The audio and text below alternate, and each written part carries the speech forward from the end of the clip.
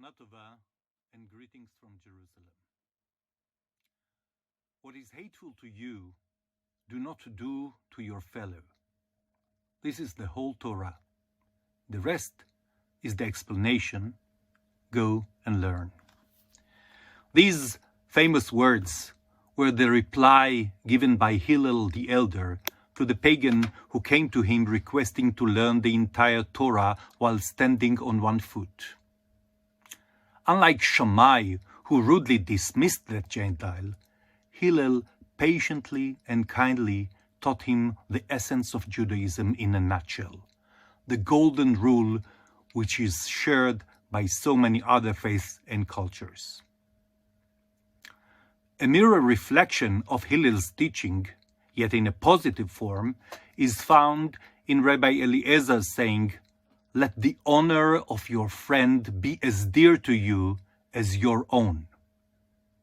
The tractate of Avot, the Rabbi Natan, explains Rabbi Eliezer's words. How so? This teaches us that one should regard his friend's honor just as he regards his own. Just as no one wants to have a bad reputation, likewise, one should not want anyone to tarnish his friend's reputation. And yet, the question is, who is the friend that the Mishnah is talking about? Who is the one who deserves to be honored by us? Perhaps the answer can be found in another famous teaching from the Ethics of the Fathers, that of Ben Zoma, who said, "Who is he that is honored?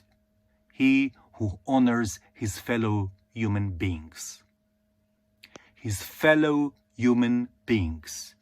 Not just those who are close to us, not just our people, but every human being, everyone created in God's image deserves to be honored, deserves our respect. This universalistic approach, which is always valid, is particularly relevant during this time of the high holidays, the Yamim Noraim, the days of awe, which are the most sacred in the Jewish tradition, but the truth is that these Jewish holidays are also the most universalistic festivals in our tradition. Praying on Rosh Hashanah is not only for us Jews. We pray for tikkun olam, for perfecting the entire world. Rosh Hashanah is a day of a decree for all nations. Every creature is called to account, reckoned for life or death. In the Amidah prayer for the high holidays, we ask God to grant honor not to his people and glory to those who revere him. But just before we ask for ourselves, we pray for all humanity. O Lord, let all your creatures sense your awesome power. Let all that you have fashioned stand in fear and trembling. Let all mankind pledge you their allegiance, united wholeheartedly to carry out your will. This year, in particular, amidst the COVID-19 pandemic, the sense of all creatures standing united in fear and trembling gets a deeper meaning.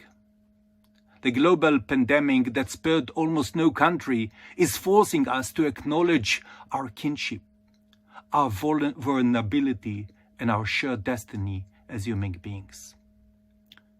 This year, many of us will not be able to attend the high holidays services like they were used to in the past. Hopefully, they will have the opportunity to fulfill the mitzvah of hearing the sound of the shofar. But whether we will be able to attend the synagogue or not, it is the universal message of the high holidays that we should take into our hearts wherever we are.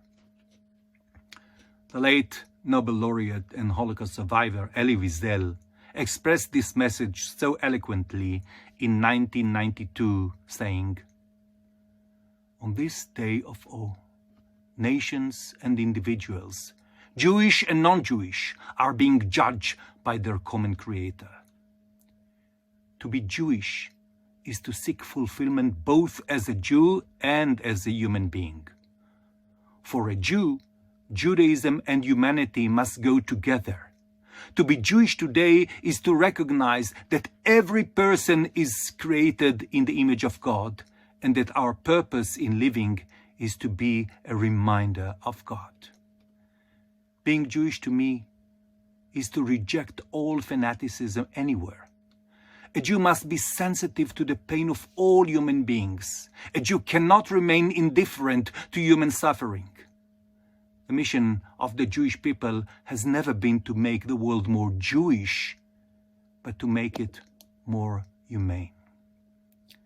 Whether in the synagogue or through live streaming or even in our private silent meditation, let us commit this Rosh Hashanah to do our best to preserve the honor and dignity of all humankind and re-emphasize the ancient yet everlasting teaching. Who is he that is honored? He who honors his fellow human beings. Shana Tova, Ktiva v'Chatima Tova.